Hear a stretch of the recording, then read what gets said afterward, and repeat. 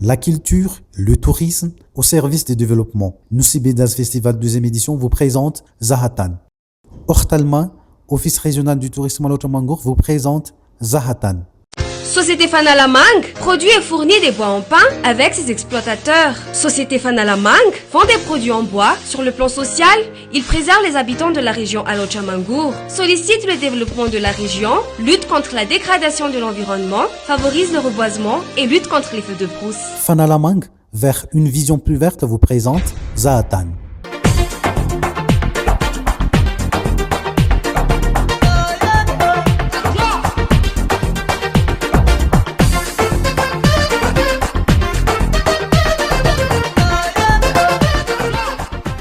Fandarana Zahatan indray nitsidihako ny tokantranontsika mpanaraka ny televiziona malagasy. Miarahaba tompoko. Efa fandarana maromaro izay tato anatin'ny Zahatan no itondranantsika ny mahakasika ny fizahantany any amin'ny faritro Mangoro iny, izany hoe ny faritro Moramanga sy Andasibe, ka nitondrana tamintsika ny mahakasika ireo toerana tsara tsidihana sy ireo aktivite toristika izay afaka atao any amin'iny toerana iny. Tsy misaraka amin'izay fitsidihana sy ny fizahantany izay nefa ny trano fandraisam-bahiny sy ny toeram-pisakafoana, ka mahakasika izay indrindra fanadihadiana izay manay anao ato anatin'ny fandarana Zahatan androany.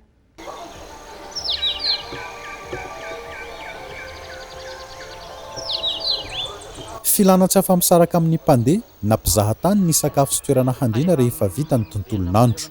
Amin'ny fizahantany manome lanja ny zava-misy sy manaja ny kolontsaina mandrindra ny andavanandro ny mponina tompon-tany na tourisme durable, dia fanampy ny fahafinaretan'ny mpizahatany ny mandroso amin'ny tranon'olon-tsotra na mamelatra tranolay na koa manao tafilanitra raha azo antoka ny fandriampahalemana.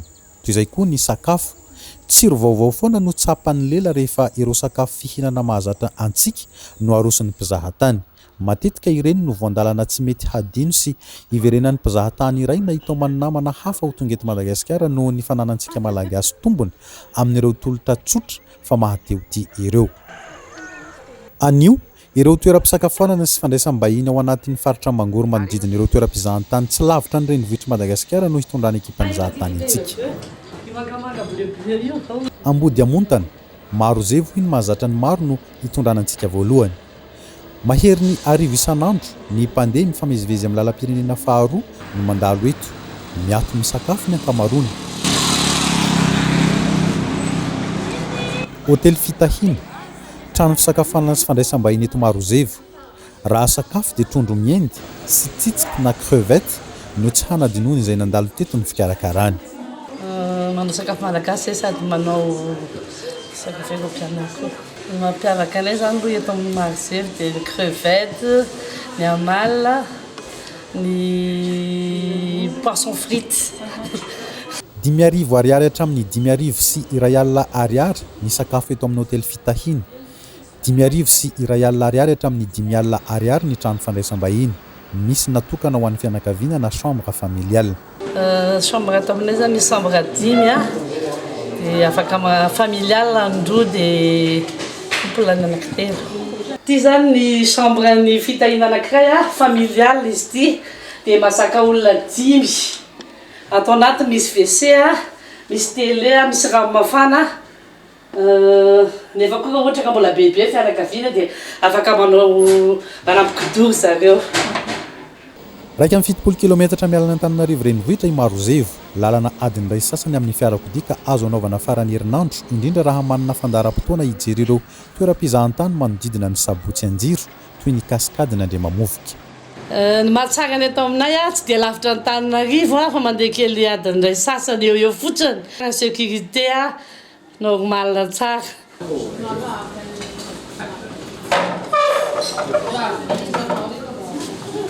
Voarefina ramatoa tiaray tamin'ny mpisakafo eto aminy, ny fitombon'ny mpizahatany vahiny nandalo teto Madagasikara nandritra ny taona 7 Ny tombony isa, ny tombo tahaka izay koa ny nankafian'ny sakafo malagasy na dia fiaroso eto aza ny sakafo aziatika sy europeana.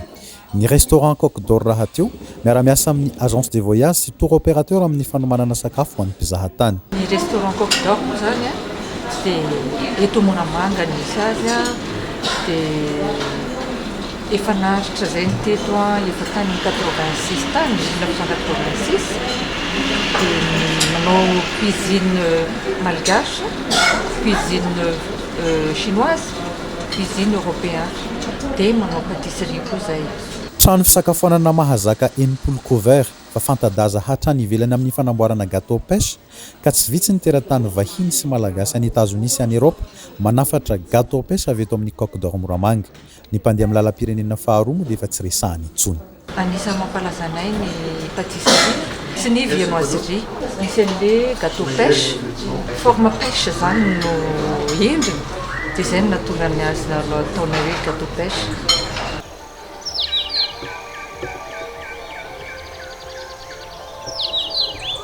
Telopolo isam-bolana ny vahiny mandray fandriana ato amin'le Goyavier, hôtely eto Ampangalantsary, sampanana miditra ny valan-javaboary nandasy be amin'ny lalam-pirenena faharoa.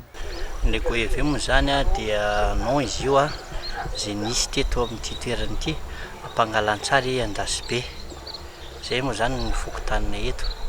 Dia io nisafidinay io non io satria teto amin'ity toerana ity nisy ny betsaka io Goyave io. Volana septambra 2024 no niorina teto Ampangalantsary le Goyavier, teratany malagasy ny tompony. Manana chambre 210 voasokajy amin'ny fandriana roa na double, twin, familialy ary big familialy mahazaka olona 5.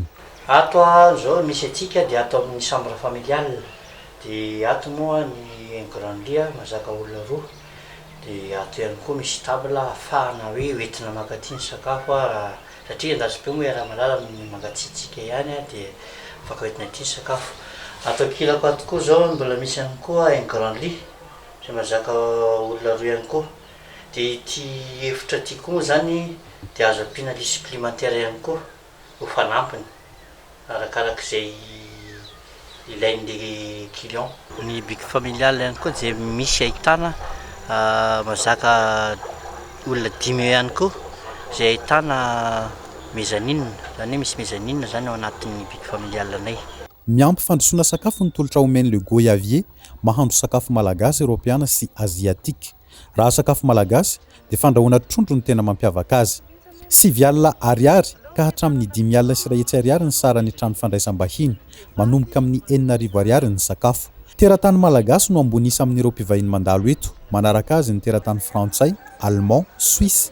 Ny fahafahana manao vue panoramique amin'ny manodidina azy no tena mahatamana eto amin'le Goyavier Ampangalantsary. Dia manentana antsika malagasy ho tonga hitsidika nandasy be aloha voalohany dia miraly anareo ho tonga aty amin'ny Goyavier zahay tongava tompoko. Resaka tourisme aloha manan-karena Madagasikara ary manana avenir lehibe mihitsy. Tokisako mihitsy zany teny zany. Andrianjaka Joseph, 30 taona nandrarahana tamin'ny fizahantany tato amin'ny faritra loatra Mangoritsy teto Andasy be. Ny maha malagasy no ahindrahindrany amin'ny fandraisam-bahiny sy fandrosoana sakafo eto amin'ny complexe hôtelier Mikalo. Tamin'ny fotoanandro zany terem feu de la gâterie nisy anay pendant 30 taona. Dia asaina niala teo moa satria tsy azo exportena intsony le toerana dia naketo zay. Dia io dia namorona toerana hoe Mikalo, Air Bungalow, restaurant. Ny gastronomie malagasy moa tena spécialité anay. Gastronomie malagasy hoe ohatrany ahoana karazan-tsakafo ohatrany ahoana? Ny romazava, ny manaramolotra satria moa mpahandro madame Andrianjaka Marity ihany ny mpahandro. Miaraka taminy dia manohy ny zavatra efa nataony. Dia spécialité malagasy zany tena voizina eto. Spécialité malagasy tsy amin'ny fandrahoana ihany fa hatramin'ny tao-trano sy fitaovana nanamboarana azy ary ny haingo ato anatiny. Mivoatra ny fizahantany hoy Andrianjaka Joseph fa fahaiza manao takiana ifanaraka amin'izay ny fanasongadinana ny zava-misy sy fomba fiainana eto amintsika na ny authenticité mba hisariana hatrany ireo mpizahatany hazoto tonga eto Madagasikara. Eto Andasy aloha dia hoe mivoatra be ilay izy ary eto Madagasikara azo atao hoe mivoatra be ihany koa satria manana ny zavatra rehetra ho azo menan'ny olona ny tourisme eto amintsika. Eto amintsika moa ilay hoe écotourisme no tena malaza amin'izao fotoana. Dia manana na ny biby na ny zava-maniry dia betsaka eto amintsika ary ireo zavatra endémique daholo eto amintsika ihany no ahitana azy. Dia ny saison koa eto amintsika moa mahafinaritra satria mifandray tsara amin'ny zavatra takian'ny olona zany le toetrandro. Mpijery vorona be da be zao tonga satria septambra oktobra maina dia ohatrohatr'izay. hatramin'ny 420 ny vahiny afaka mandray fandriana eto amin'ny Mikalo Andasibe amin'ny Bengalo Sivy. Rehefa haute saison na fotoam-pizahantany, enimpolo isam-bolana eo ny mpizahatany ampiatranoiny amin'ny sarany 2,7 ka hatramin'ny 4,9 mahery ny 500 eo indray ny mpisakafo rehefa fotoam-pizahantany, izany hoe 10 ka hatramin'ny 20 isan'andro. Ho an'ny faritra loatra mangoro, hoy Andrianjaka Joseph, ezaka tsy maintsy atao ny fanatsarana ny lafin'ny fandraisana hisongadinan'ireo harena ara-pizahantany misy ato amin'ny faritra. Le mpizahatany zany a mitaky zavatra betsaka izy. Ny eo amin'ny fandraisam-bahiny, infrastructure d'accueil, ny kalitao an'ny sakafo, ny kalitao an'ny hébergement zany maintsy atsaraina hatrany hatrany. Guide koa mila manao ezaka foana koa ny hatrany manazava ny zava-misy eto amintsika ho tafavoaka tsara le arenantsika zany. Fa amin'ny resaka tourisme aloha manan-karena Madagasikara ary manana avenir lehibe mihitsy. Tokisako mihitsy zany teny zany.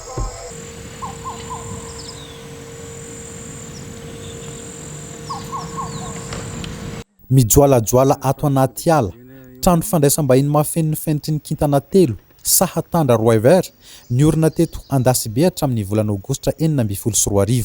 Ny orenirano eto Andasibe io zany no sahatandra. Io zany anaran'olona taloha nentinanana votana n'ity tanàna ity dia nampitondraina ihany anaran'ny hôtely izy satria anisan'ny rano manan-tantara rano eto aminay le izy dia nampitondraina ihany anaran'ny hôtely.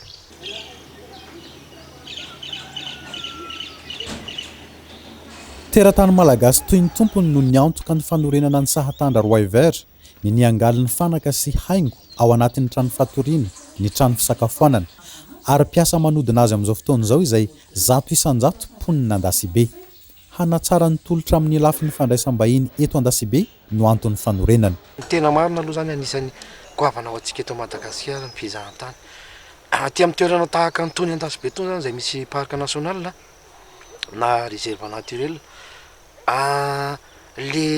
le fandraisan'olona aty zany somary mbola marefurefo dia ny olona zany na tonga anay nanorina zavatra ohatr' izao aty anatin'ny ala toy izao dia te ampiseho maha izy atsika maha-malagasy atsika hoe manana an'le zavatra be dia be azo amidy tsika na ala na biby hoentina ho amin'ireo mpizahatany ireo dia anisan'ny anankiray zany nandresy lahatra anay hoe anangana hôtely ohatr' izao.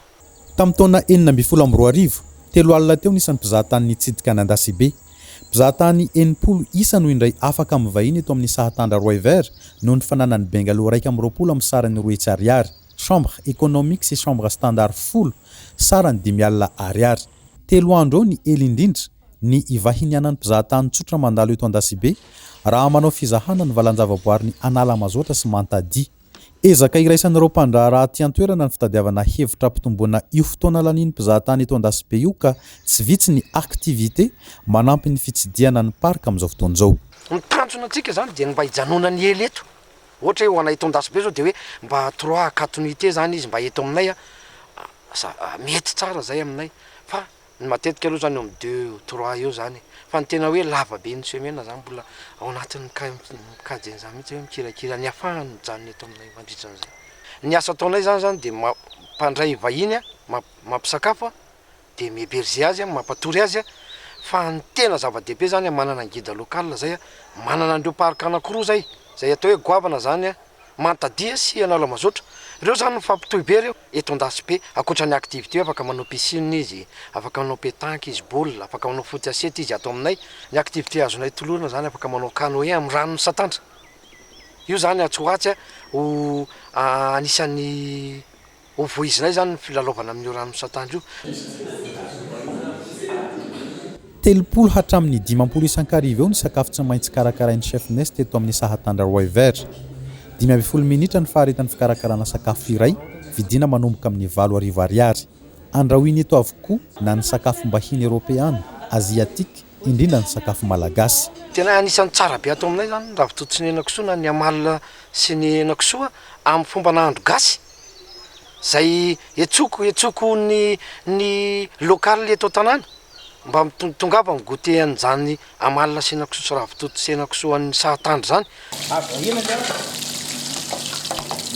Filet de poisson pané sauce bonne femme nampiasana ronono, divay, champignon de Paris, accompagnement légumes sautés andeha ho arantsika vetivety ny fikarakarana ireo sakafo ireo. tonga dia mandeha reto tsefo entrée anankiray salade eto anaty mozzarella dia filet de poisson pané sauce bonne femme anankiray dia rôti de bœuf miaraka amin'ny sauce poivre vert anankiray.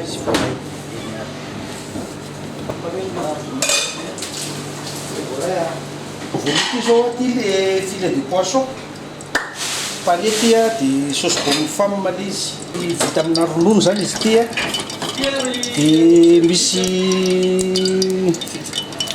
inona moa ty le champignon de Paris miaraka aminazy ato misy vin kely vin blanc ngamba no ataontsika amin'iny fa tsy vin rouge raha ohatra hoe anina raha mandefa lafo izy le divay zany mety daholo raha ohatra hoe sevatsisy le vin blanc fa ho arotsakitsika le filet de poisson. Ny entrée teo moa salade tomate mozzarella.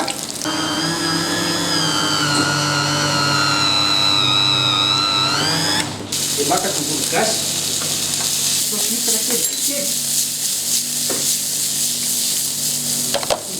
Dia misy bouillon kely ty leo fô misy afo kely ohatra mirehitra kely zay iny zany mandrapavitan'le sauce bonne femme.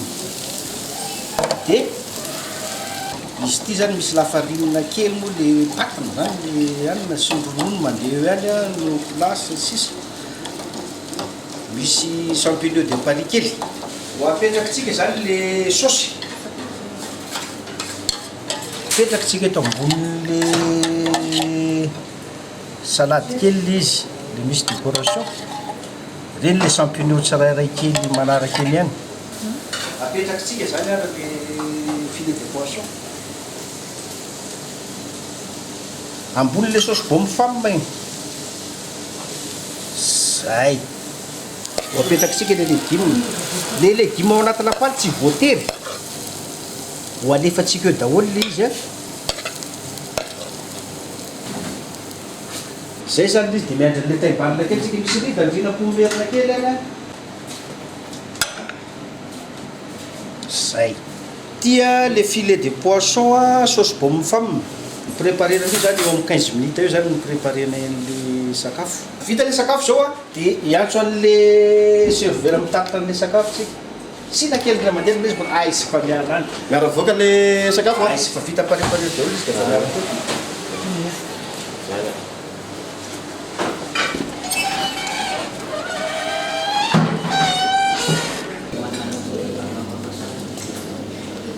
Rôti de bœuf sauce poivre vert dina filet de poisson pané.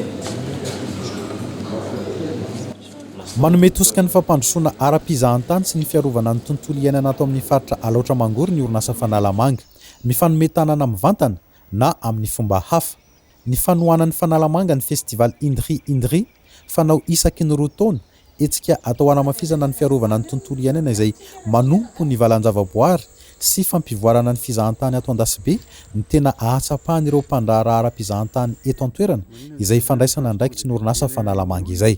Sampany teo amin'ny tantara zany nisy orinasa mpanjakana goavana ohatran'ireny tafarina dia manosika anay amina resaka fizahantany sy mifiarovana ny ala manao le fitrandrahana ala ny fanalamanga fa anisan'ny mamboly be dia be zany zao anisan'ny mikajy ny tontolo iainana koa izy. Raha voary tokoa ny tontolo iainana sy ny ala dia ho azo antoka ny fiveloman'ireo fianakaviana efa ho aman'alina mananky-pivelomana amin'ny fitrandrahana ara-pizahantany ny valan-javaboary eto Andasibe raha tsy tena fa tsy ireo mpiasa amin'ny trano fandraisam-bahiny nandalovantsika teo. Santionany amin'ireo trano fandraisam-bahiny afaka atoriana sy ny trano fisakafoana izay misy any amin'ny faritra Mangoriny ihany ireny nentina tamintsika teo ireny fa mbola misy maro karazana afaka hisafidianantsika indrindra ihany koa fa mifanaraka amin'ny fahefa-mividy mpanjifa tsirairay avy any amin'ireny toerana ireny. Fa ho any Anosibe indray tsika atao anatin'ny fanadihadiana manaraka ao anatin'ilay fikarakarana ilay hetsika Anosibe Jazz Festival ka ny resadresaka ny toy ny resadresaka ny rahana tamin'ny komity mpikarakara no entina amintsika atao anatin'ity tapany faharoa ny fandaran'ity ka hitondrany amintsika ireo karazana package na tolotra homany no atsika izay liana amin'izay hetsika Anosibe Jazz Festival izay.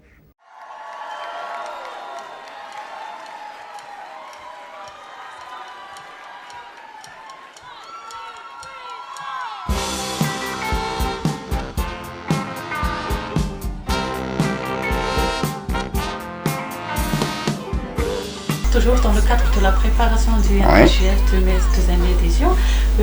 Qu'est-ce que vous voulez dire à propos des services festivaliers uniques? Ce qu'on entend par service festivalier unique, c'est-à-dire qu'il y a plusieurs options.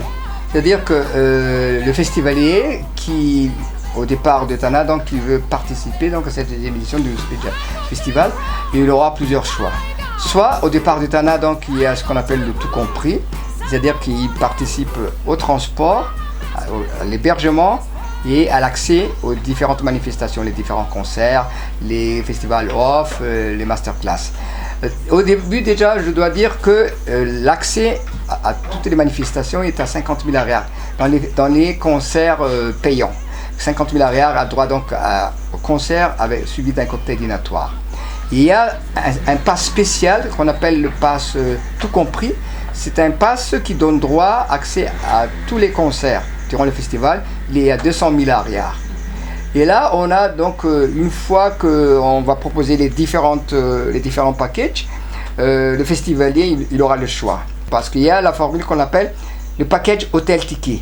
Le package hôtel ticket, là, il va vraiment profiter du festival pour découvrir à la fois Nosy-Be, les îles voisines, avec ce package hôtel ticket, qui est de l'ordre quand même pour 3 nuitées pour une personne autour de 1 580 000 arrières.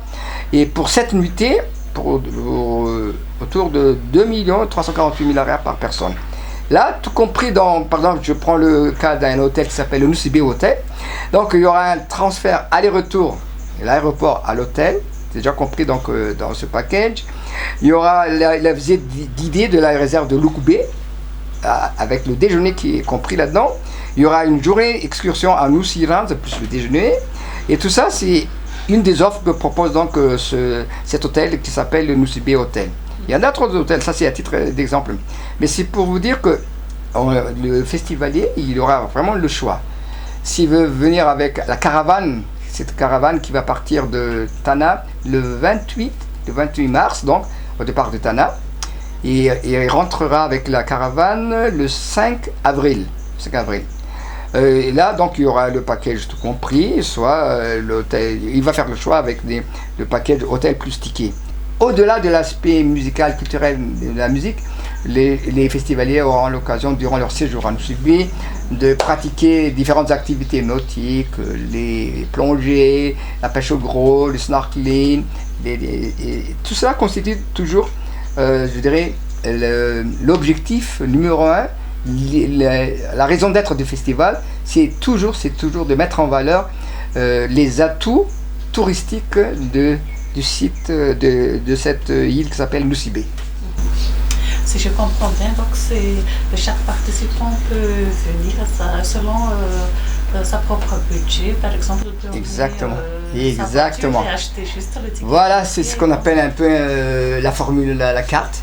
C'est-à-dire que selon votre budget, justement, c'est la raison pour laquelle donc, on a essayé autant que possible de satisfaire les différentes exigences relatives à cette histoire de budget, c'est-à-dire au départ de Tananarive, ou au départ de Diego Suarez, ou au départ d'autres villes de Madagascar, soit donc le festivalier qui a l'intention de venir, il prend la formule tout compris en participant au transport, soit il peut amener sa voiture personnelle. Et dans ce cas-là, quand il choisit un package, donc il sera déduit donc du package le transport. Nous avons une autre offre en ce qui concerne la clientèle internationale, puisque c'est un festival international. Il se trouve que c'est par la pure coïncidence, mais qui fait notre bonheur ici à Madagascar, il y a la compagnie aérienne Ethiopian Airlines qui va inaugurer donc une ligne directe Nosy-Be à Addis Abeba. Et le vol inaugural va se dérouler le 27 mars, si je ne me trompe pas. Et à ce titre, donc, on a pris contact avec cette compagnie aérienne qui a été très emballée donc, par l'idée de faire coïncider ce vol inaugural avec la tenue de cette deuxième édition du Nosy-Be Jazz Festival. Et à ce titre, donc, il y a des packages qui ont été conçus spécialement à l'occasion de ce vol inaugural de Ethiopian Airlines. Ce qui veut dire que Ethiopian Airlines sera donc un transporteur qui va, selon sa politique et sa politique commerciale, donc va essayer de drainer un flux de touristes pour la destination Nosubé. Et ça va coïncider avec la tenue de Nosubé Jazz Festival. À ce titre, donc, il y aura des packages avec qui nos partenaires traditionnels, c'est-à-dire les hôteliers à Nosubé, qui ont proposé des tarifs promotionnels. Et la compagnie Ethiopian Airlines, évidemment, donc, pour ce vol inaugural, elle aussi, va proposer des vols à tarifs promotionnels. Tous ces packages, vous pouvez les consulter déjà à travers donc, nos différentes plateformes, au niveau des réseaux sociaux, au niveau de notre site web. On a un site web, on a aussi un numéro qui va être affiché quelque part. Si vous voulez vous adresser directement à la personne responsable en ce qui concerne les différents packages.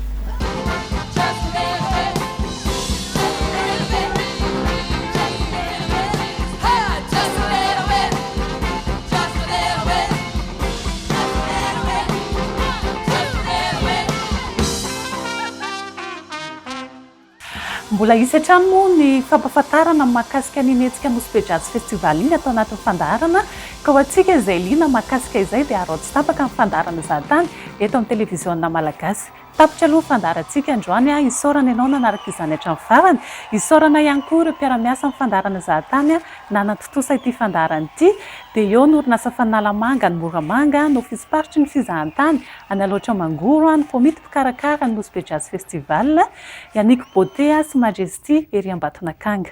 Azadiny mamerina mijery ity fandaharana ity ny alakamisy amin'ny 7 eto amin'ny televiziona malagasy.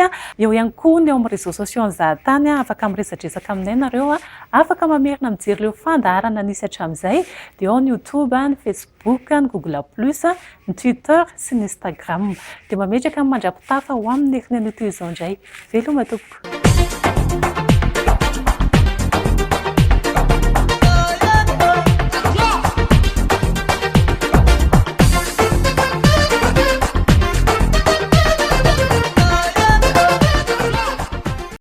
Société Fanalamang produit et fournit des bois en pain avec ses exploitateurs. Société Fanalamang vend des produits en bois. Sur le plan social, il préserve les habitants de la région Alaotramangoro, sollicite le développement de la région, lutte contre la dégradation de l'environnement, favorise le reboisement et lutte contre les feux de brousse. Fanalamang, vers une vision plus verte, vous a présenté Zahatan. Ortalma, Office régional du tourisme Alaotramangoro, vous a présenté Zahatan. La culture, le tourisme au service du développement. Nosy Jazz Festival 2e édition vous a présenté Zahatan.